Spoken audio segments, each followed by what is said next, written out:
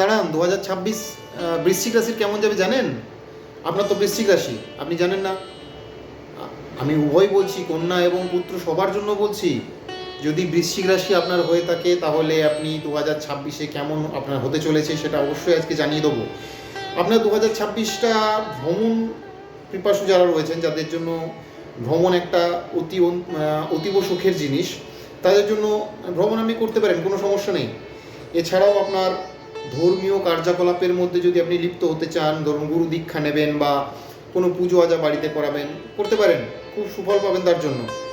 এটি একটি মিশ্র বছর, মানে মিশ্র কেন বলছি, আপনার জীবনে অনেক কিছু জিনিস আপনি স্থানান্তরিত করতে পারবেন। আপনার ধরুন নতুন বাড়ি হচ্ছে, সেটা আপনি এই মিশ্র বছরের জন্য সেটা পুরোপুরি কমপ্লিট করতে পারবেন এই বছরের মধ্যে।